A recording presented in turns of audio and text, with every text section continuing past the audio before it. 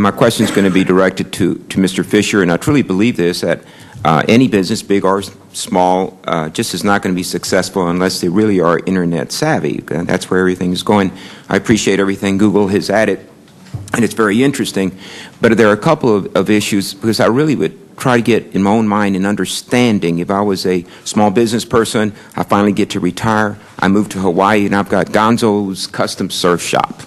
I've got my website, you guys, and it's an interesting one. But the truth is, it's all about search and placement in order to get the eyes.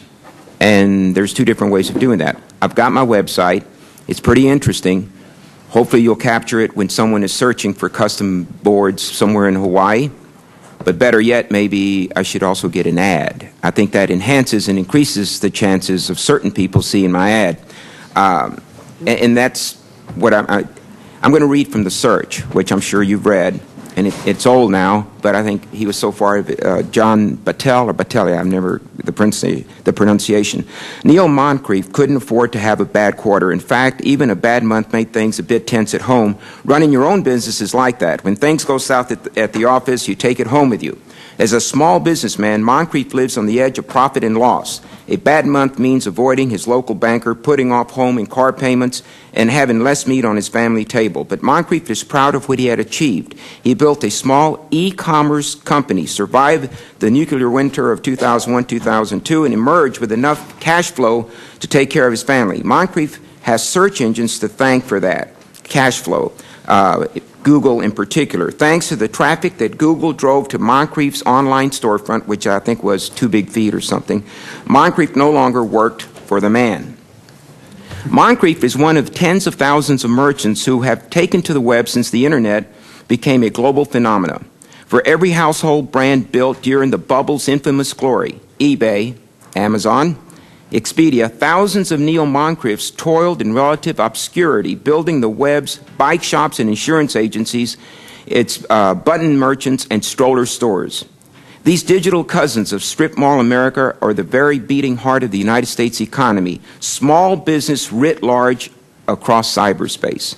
You think Amazon's got scale, you think eBay is huge, mere drops in the bucket. Amazon's 2000 revenues were around $2.76 billion, but the Neil Moncriefs of the world, and I think the professor will love this, taken together drove more than $25 billion across the net that same year, according to the United States government figures. That's the power of the Internet. It's a beast with a very, very long tail.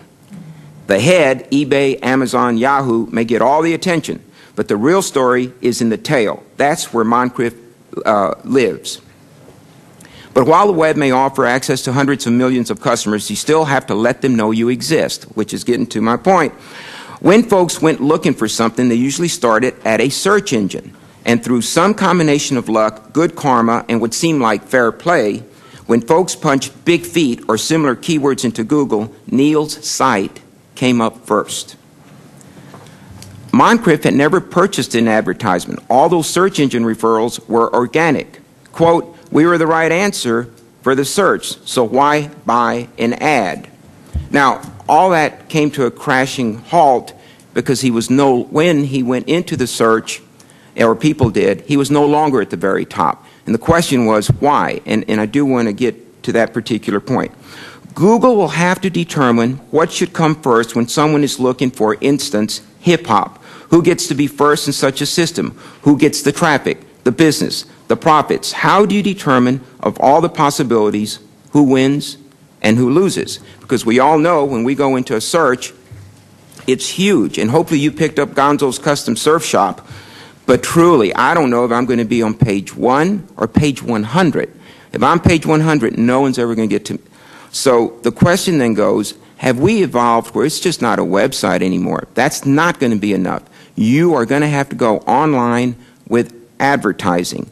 And then the question is, how do you determine when Gonzo's Surf Shop comes up next to a particular search? Am I relegated to page 100? Do they have to get to page 100 before Gonzo's comes up and my ad also pops up at the same time?